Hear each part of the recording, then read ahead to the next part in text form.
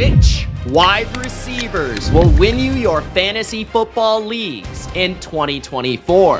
What's going on, football fans and fantasy freaks? It's Mitch back here with another fantasy football video. And in this video, my 10 must-draft wide receivers to crush your league mates in 2024. These are receiver targets from the first round all the way to the deep sleeper. Guys that I absolutely love, and I will be drafting this 2024 fantasy football season. These are targets across the draft that no matter your strategy, you can find 1, 2, hopefully 3 or more throughout your draft to give you a great stable of wide receivers. If that sounds good, don't forget to spike the like button, show your support for the channel, and also your love for this content. Let me know in the comments section below, man. If you have any questions about fantasy this season at all, I will answer them. And if you have an opinion, if you disagree with me, if you agree with me, let me know in the comments section below. And don't forget to subscribe for more fantasy football content just like this here on OwnersBox Fantasy. Let's get to it. Let's begin with my must-draft receivers of 2024 with my first round target. I'm obviously not going to give you CeeDee Lamb. He's the first receiver off the board. My favorite receiver to draft in the middle of the first round is Jamar Chase of the Cincinnati Bengals. I think it's time for Jamar Chase to have a massive season. We already know how talented Jamar Chase is.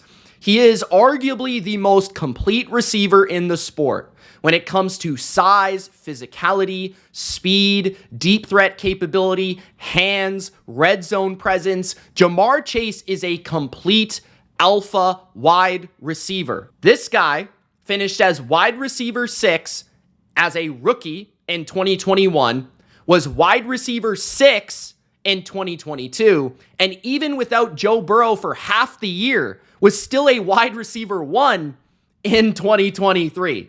So Jamar Chase has been very consistent, but he's yet to have his absolutely dominant season as a fantasy wide receiver. And I believe he will finish as a top 3 fantasy receiver this year, which is why I'm targeting him in the middle of the first round.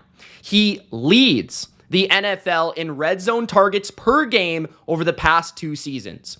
He is a money pick in half PPR and PPR formats, coming off his most receptions in a single season last year, on top of the heavy volume he sees within the red zone. With Joe Burrow back, motivated and hungry, looking like Slim Shady, I expect this combination to take over the NFL. I wouldn't be shocked if Joe Burrow won MVP this year and the Bengals were a top 3 scoring offense. Jamar Chase, with Tyler Boyd gone, I believe is going to see more snaps in the slot. They're going to allow T. Higgins to play out wide, and Jamar Chase is going to see more exposure to the slot, similarly to CeeDee Lamb last year, where CeeDee Lamb saw a big uptick in motion, usage in different alignments.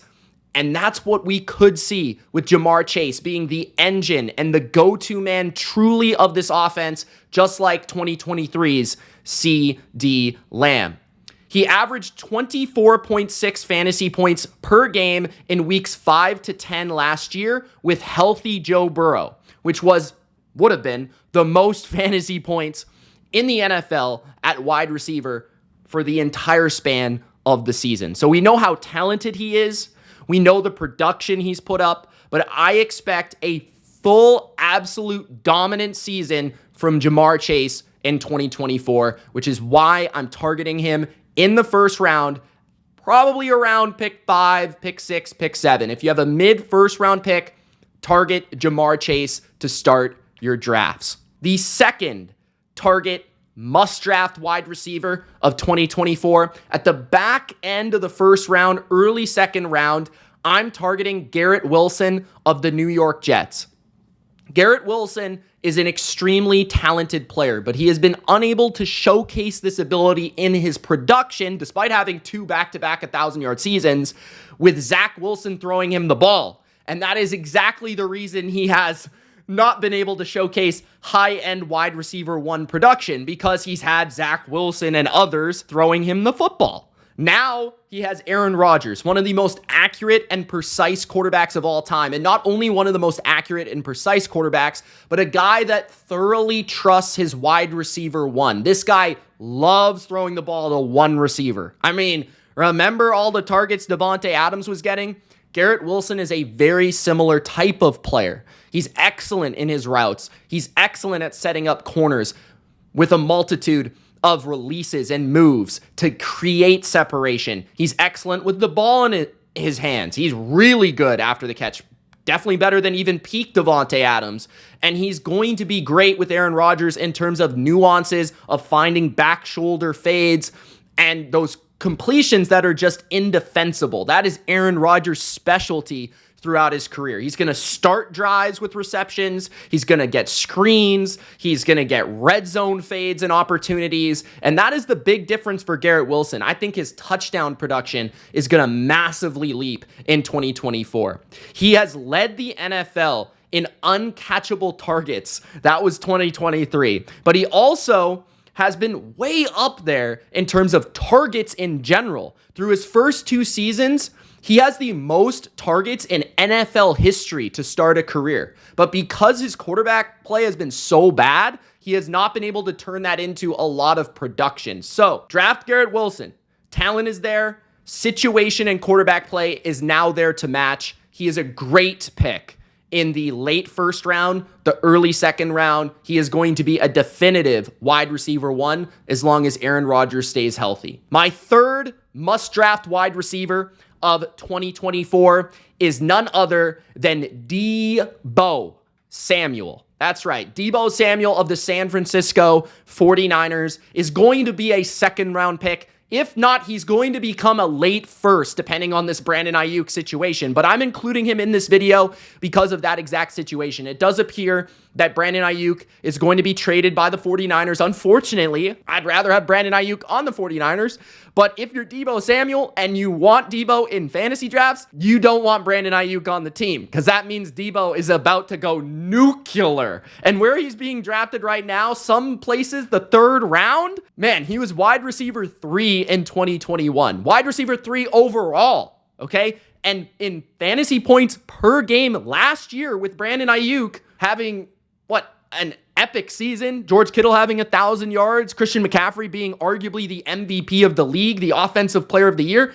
Deebo Samuel was still wide receiver 13, meaning he was like one spot outside of wide receiver 1 territory in fantasy points per game. The only issue with Deebo is really he misses a couple games, but I'd rather have the exposure to an absolute dog weekly that can go and win my week in Deebo Samuel, especially without Brandon Ayuk, with the amount of volume he's going to see, than another receiver who's maybe always healthy, but less explosive. Deebo not only gives you a high floor when he's healthy and on the field, especially without Ayuk taking away his targets, but also he gives you high-end exposure to potent weeks because he touches the ball in a variety of ways, and he is a big yak threat. On top of that, Deebo Samuel is having one of the best off seasons and training camps of his career. He is the slimmest of his career, and the last time he was at this weight, it was 2021 when he was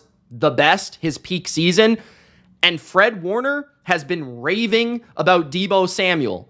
His opposing defensive player in camp has been saying, you can really tell he's been taking this real serious this offseason. It means a lot to him, and he's been outstanding. That's what Fred Warner said about Deebo Samuel. So prepare for an epic season of Deebo Samuel in 2024. Brandon Ayuk or no Brandon Ayuk, he is a must-draft target for 2024. My fourth must-draft target at the wide receiver position this fantasy season is Zay Flowers of the Baltimore Ravens, currently being drafted somewhere in the range of the 4th or the 5th round.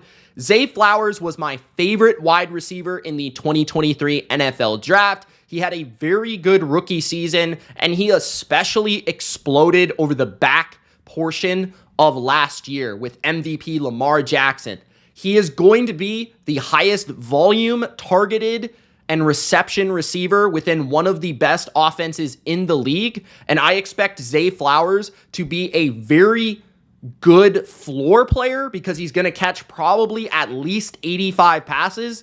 And then he has that explosion on top of it in his game that he has yet to really reach at a consistent basis that I believe is going to be his year 2 leap.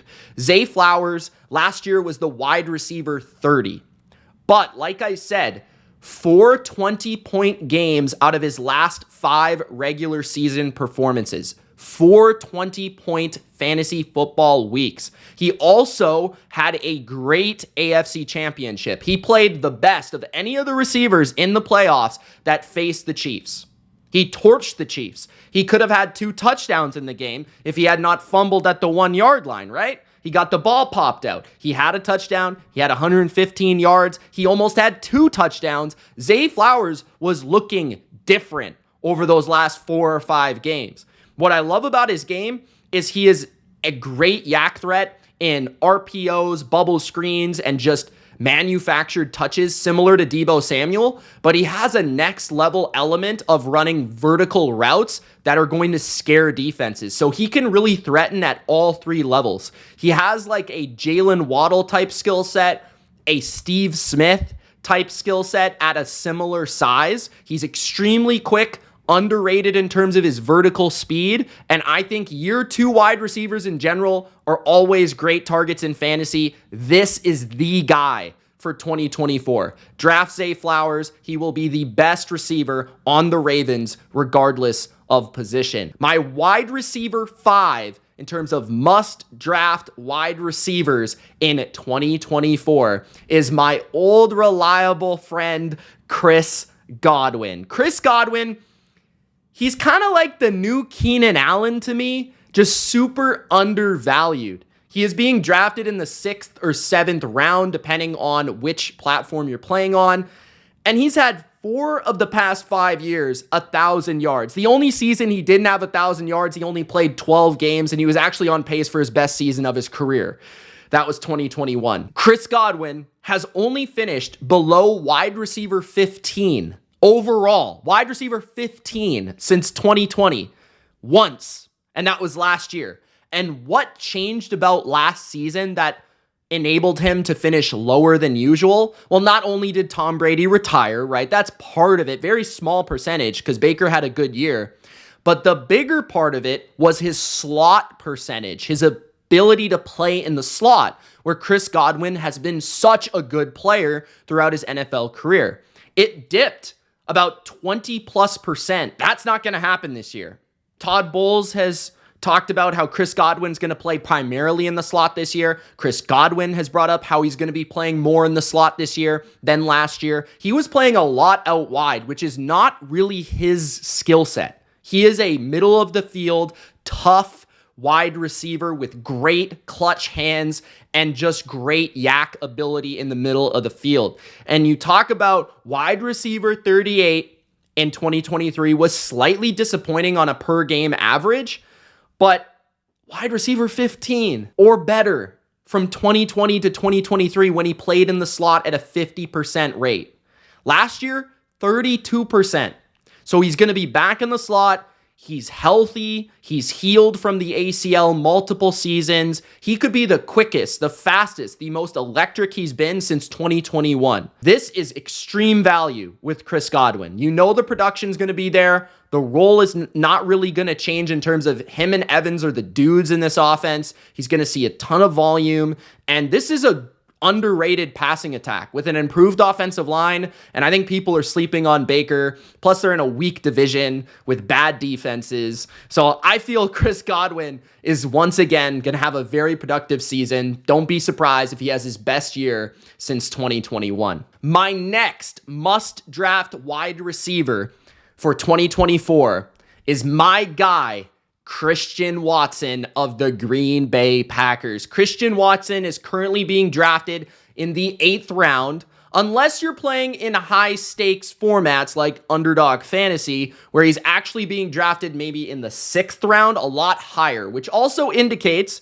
that people spending money for fantasy football right now and playing in big tournaments love Christian Watson because of his upside. There's many reasons to love Christian Watson. His height, 6'4", his speed, what was 96 speed on Madden? He ran in what, a 4.2 something in the 40-yard dash. We've seen his upside on the football field as a rookie and a second-year pro. But what I love about Christian Watson is I think people are underrating not only his ability, but also his role in Green Bay. People are a little bit misunderstood with the depth chart. Christian Watson is the number 1 receiver on the Packers. When it comes to playing in 2 receiver sets, 3 receiver sets, 1 receiver sets, Watson is the most frequent player being designed targets and playing in those formations. Jaden Reed is being drafted ahead of Christian Watson, and he is a slot-only player. He plays in 11 personnel packages. Romeo Doubs is the primary X, and Watson is the guy that plays in all the different formations because he can play anywhere on the field thanks to his speed, his yak ability, and his size. He has a complete package of an alpha receiver. This Packers team in general is going to ascend. And when you talk about Watson, he's a touchdown machine, a receiver at times that's capable of winning you your fantasy week.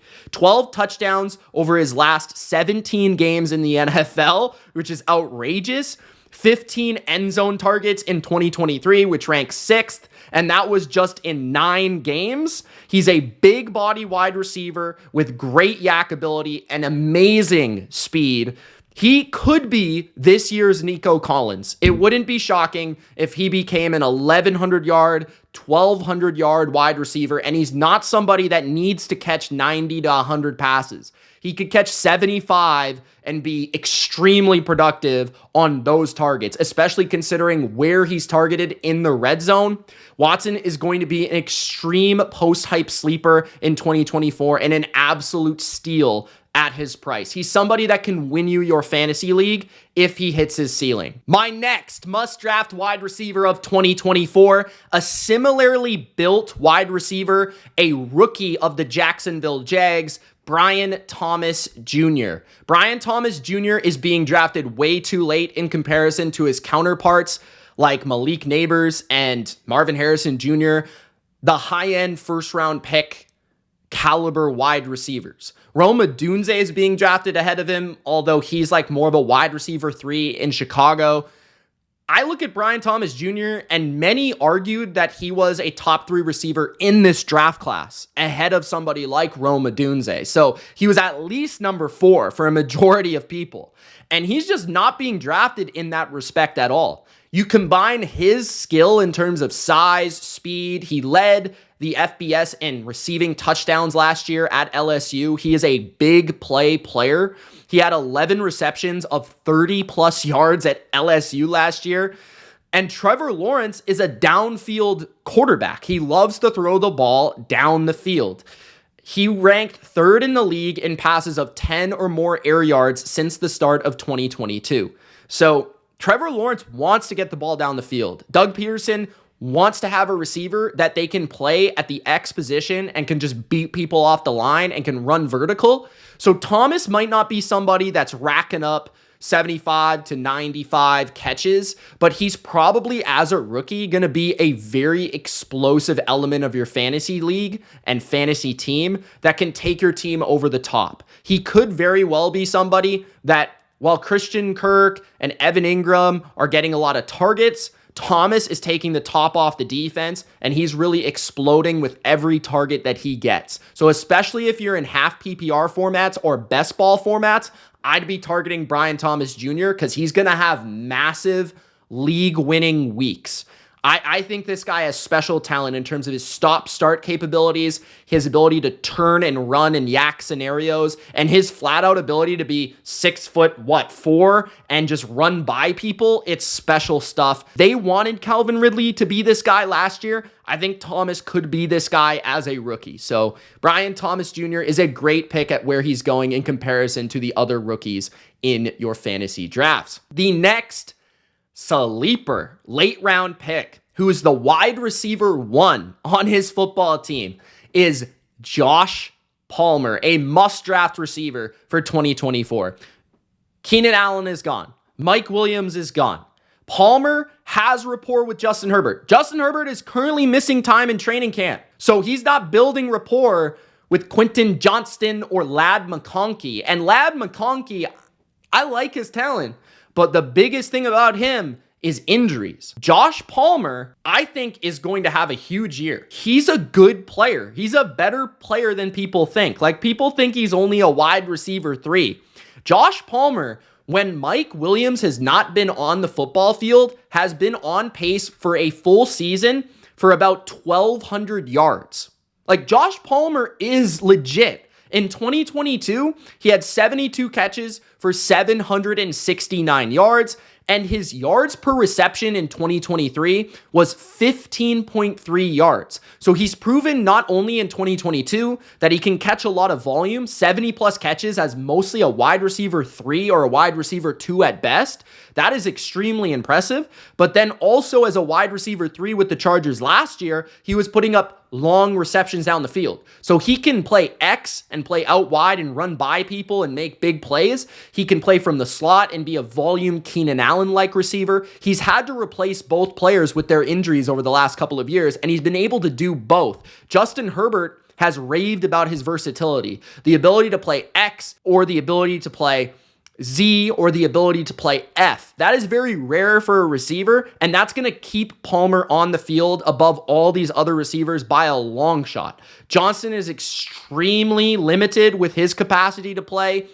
Ladd McConkey is essentially a slot player, so Palmer is going to be the guy that's moved around and probably driven targets by the quarterback that has rapport with him, which is Justin Herbert. Very high floor player in your fantasy drafts that's going extremely late that I'd feel very good about having as a wide receiver 3 in PPR leagues, and he has a lot more ceiling than people are actually giving him credit for. Herbert needs to throw the ball to somebody, and I think it's going to be to Josh Palmer. The next must-draft late round dart throw is Javon Baker of my favorite team, the New England Patriots. Javon Baker, the Patriots are searching for an alpha wide receiver, and that guy could be Baker. Baker has been putting on a show throughout training camp, beating everybody, including Christian Gonzalez in camp. This guy has looked special. He looks like the late round steal at wide receiver that many people thought was going to go a lot earlier. Like, I had him as a top 8 receiver in this draft class when I scouted this draft class, and for some reason he fell all the way to the 4th round. I mean, this was a guy that was originally recruited by Alabama, right? This was a guy that was a high-end recruit. This guy ended up playing at a much smaller school, but he ended up being highly productive. His production in college in his final season was actually very similar, almost identical to Puka Nacua, and he was the only receiver that fell within the same guidelines. Javon Baker, what makes him interesting from the Patriots' perspective is that he's really the only player that could play the X position, meaning he plays out wide as the number 1 target. He's been the guy in 13 personnel, which means 1 receiver and 3 tight end packages, meaning that is their specific player that they want aligning in that formation, meaning he's probably not going to come off the field very much because he's really the only guy that can play that role of beating press coverage and actually outrunning corners, because Demario Douglas is a slot player. He's shifty, he's quick, he'll be a target monster, and he's underrated as well. And Jalen Polk is maybe like the Z receiver who they'll move around and play everywhere, but Baker is the guy that's capable of high-end